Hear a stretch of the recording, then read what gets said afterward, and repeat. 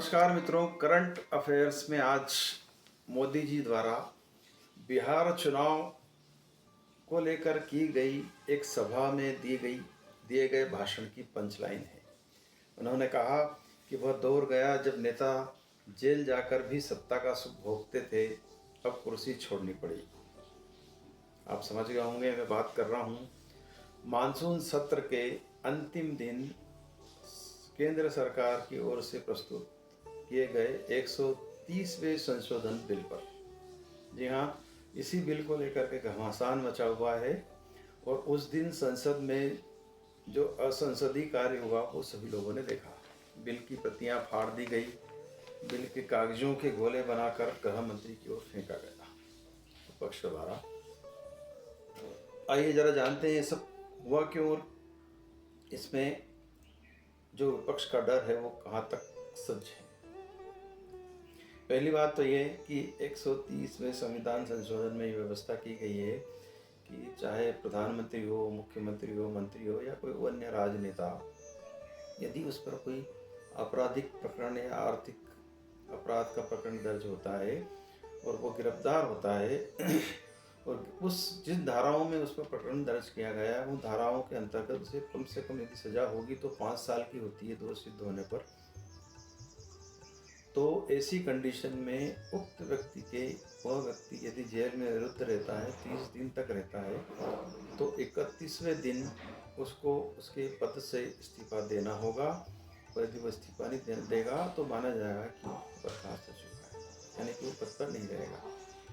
अब देखिए, इस बिल में प्रधानमंत्री को भी शामिल किया गया और मुख्यमंत्री को भी शामिल किया गया। विपक्ष की नाराजगी इस बात पर को लेकर के है कि जब वर्तमान सरकार ईडी और सीबीआई का उपयोग करके झूठे प्रकरणों में, तथाकथित रूप से विपक्ष ने कहा कि झूठे प्रकरणों में उन्होंने मुख्यमंत्रियों को जेल में बंद रखा, मंत्री को जेल में बेंध रखा। दिल्ली के मंत्री सत्येंद्र जैन 6 महीने से अधिक बंद रहे और आज वो निर्दोष और बेदाग होकर छूटे हैं। संजय सिंह बंद थे, केजरीवाल बंद थे, मनीष सिसोदिया बंद थे इसी एक मामले में ईडी द्वारा, और उनके प्रकरणों में जमानत हो गई है और उनकी धाराएं कुछ ऐसी लगी है और केस इतना मजबूत नहीं है कि उनमें शायद उनको सजा हो। तो विपक्ष का ये कहना है। इसी तरह से जो सोरेन है, वहाँ के झारखंड के मुख्यमंत्री, वो भी जेल में गए थे। जिन प्रकरणों में जेल में गए थे उन प्रकरण में इतनी मजबूती से साक्ष्य नहीं है कि इनको शायद सजा हो, और यदि यही कंडीशन आगे होती है तो जेल में 30 दिन से ऊपर, ये तो ज़्यादा दिन रह के आए तो उनका पद चला गया होता अभी तक, जो उस समय तक नहीं गए। सत्येंद्र जैन तो मंत्री बने रहे लगातार और केजरीवाल भी बने रहे जब तक जेल में रहे, बाद में आकर उन्होंने इस्तीफा दिया। और ये बिल लाकर 130वां संशोधन बिल लाकर सरकार ये चाहती है कि अपने विरोधियों को इसी तरह निपटाए, हो किसी भी मामले में फंसा दे जो उनके कहने में नहीं है और 30 दिन तक जेल में निरुद्ध रखे, जमानत न होने दे उसकी, और उसको पद छोड़ना पड़े। इस तरह से विपक्ष का आरोप है कि केंद्र सरकार अपनी मनमानी पे उतर आई है और वो विपक्ष को नष्ट कर देना चाहती है। किसी भी तरह का विपक्ष न रहे और केवल एक ही पार्टी की सरकार रहे या उनके कहने में चलने वाले लोग रहें।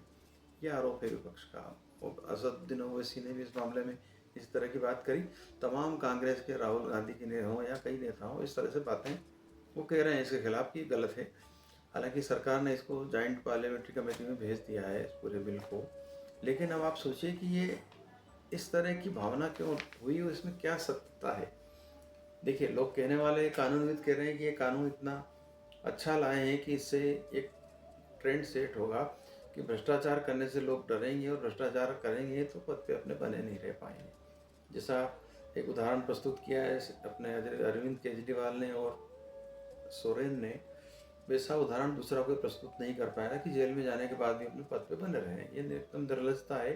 हालांकि इसके पहले चाहे 1 दिन की जेल हो या कोर्ट कई कड़ी टिप्पणी भी कर देता था तो लोगों में इतनी नैतिकता थी, गैरत थी कि अपने पद से इस्तीफा दे दिया करते थे। लेकिन यह ट्रेंड तोड़ दिया है अरविंद केजरीवाल ने और सोरेन ने, सत्येंद्र जैन ने। तो अब इस तरह से हम आगे नहीं बढ़ने देंगे। अब यदि कोई दोष हो या ना हो, 30 दिन तक यदि वो जेल में रहा तो उसको तब पद चले जाएगा। पक्ष का ये कहना है। पक्ष में कुछ वकीलों का भी कहना है कि कानून तो भाई बना है तो कानून सबके लिए। आज जो पक्ष है कल विपक्ष होगा और कल विपक्ष है आज पक्ष होगा, इस तरह की बातें हैं। तो ये बातें दोनों पर लागू होती है, लेकिन विपक्ष तो इस बात पर अड़ा है कि ये हमारे लिए, हम हमारे दमन के लिए कानून लेकर के आए हैं। अब आप सोच सकते हैं और इसका निष्कर्ष निकाल सकते हैं कि इसके पीछे क्या नीयत होगी। लेकिन दूसरी ओर विपक्ष के लोग ये कह रहे हैं कि इस बिल को लाने के पीछे नीयत ही सरकारी खराब है। वो कैसे? तो उन्हें ऐसा, वो बिहार में मतदाता पुनरीक्षण का जो मामला चल रहा है वो जोर पकड़ रहा है और आम जनता में यह परसेप्शन बन रहा है कि वोट चोरी हुई है। मुद्दा जोर शोर से उठाया है विपक्ष ने, विपक्ष लोकप्रिय हो रहा है, तो इसको तोड़ने के लिए इस तरह का बिल लेके आए हैं ये, ताकि वो मुद्दा थम जाए और ये दूसरा नया मामला खड़ा हो जाए। एक बात तो ये है। दूसरी बात, ऑपरेशन सिंदूर या दूसरे तरह के कई कई मोर्चों पर, आर्थिक मोर्चों पर ट्रम्प वाला मामला चल ही रहा है, मोर्चों पर सरकार विफल रही है, तो एक नया शगुफा छोड़ दिया उन्होंने कि इस तरह से हल्ला गुल्ला होगा और लोग भूल जाएंगे, ये नया मुद्दा खड़ा हो जाएगा।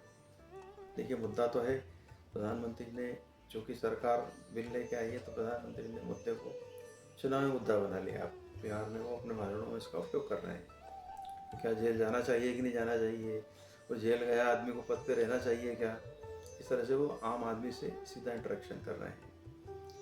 इंटरेक्शन में तो ये बात जरूर है कि सिद्धांत रूप में तो ये बिल सही आया है कि ऐसा आना ही चाहिए था, होना भी चाहिए कि पद पे क्यों रहेगा जब भ्रष्ट आदमी, भ्रष्टाचार के आरोप लगे हैं। तो वो यदि आरोप में भी वो दोषी नहीं है तो खुद पाक साफ हो या ऐसे प्रमाण प्रस्तुत करे ताकि जमानत मिल जाए उसको, वो अपने पद पे बना रहे। ऐसा थोड़ी कि जेल में बैठ के आप खड़ा राज चलाएंगे और से पहले करें। मोदी जी ने उदाहरण भी दिया है इसका। मोदी जी ने ये बात भी कही है कि जब सरकारी एक बाबू के लिए कानून है कि वो 24 घंटे से ज़्यादा भी समय के लिए भी जेल में हो जाता है, उसको निलंबित कर दिया अपने पद, उसको अपने पद पर काम नहीं करने दिया जाता है। तो फिर बोले ये बात राजनेताओं पर क्यों लागू नहीं होना चाहिए, मंत्रियों पर क्यों लागू नहीं होना चाहिए, मुख्यमंत्री प्रधानमंत्री पर क्यों लागू नहीं होना चाहिए। बात भी सच है, बात मुद्दे की है और सच है, लेकिन इसके पीछे राजनीति भी है। अब ये राजनीति क्या है, क्यों है, ये तो बात के समय में पता लगेगा। और दूसरी बात है कि सरकार में मोदी जी ने जब वक्फ कानून लाए थे तब भी बहुत हल्ला किया विपक्ष ने, जेपीसी को गया, लेकिन बाद में कुछ संशोधनों के साथ वो विधेयक पारित हो गया, शांत हो गया, अब कोई हल्ला नहीं है, कुछ नहीं चलेगा, अपना काम करे। इसी तरह ऐसा लगता है कि ये विधेयक भी पास तो होगा, हो सकता है विपक्ष के एक दो संशोधन सरकार मान ले। इसमें हालांकि लोग कह रहे हैं कि इस विधेयक में ये प्रावधान भी है कि यदि कोई व्यक्ति झूठे आरोप में कोई एजेंसी किसी को बंद करती है तो और जानबूझकर करके सिद्ध हो जाता है तो उस सरकारी अधिकारी के खिलाफ भी कार्रवाई होगी, ऐसा बताया जा रहा है। लेकिन ये तो किस पे क्या कार्रवाई होती है तो बात की बात है, और किस तरह से इम्प्लीमेंट होगा ये कानून, ये भी बात की बात है। दूसरी बात है कि आज जो पक्ष है कल विपक्ष है, तो हो सकता है कि इसी कानून का उपयोग करके आज जो विपक्ष में बैठे हैं और कल जो विपक्ष होने वाले हैं उनका दमन शुरू हो जाए। तो बात तो दोनों तरफ से है, दो धारी तलवार है। तो कानून तो सोच समझ कर ही बनेगा, बनाना भी चाहिए कि सत्ता आज किसी की है, कल किसी की रहेगी, लेकिन कानून यदि ऐसा बन गया तो कोई भी उसका दुरुपयोग कर लेगा। मामला है बड़ा पेचीदा, लेकिन इसके टाइमिंग को लेकर के निश्चित रूप से लोगों के मन में है कि ऐसा इस समय क्यों आया है। और ये परसेप्शन बनाने में विपक्ष कामयाब भी हुआ है कि ये चाहती है सरकार की विपक्ष का किसी भी तरह से दमन हो और सत्ता में ना आ सके। आज बस इतना ही। नमस्कार।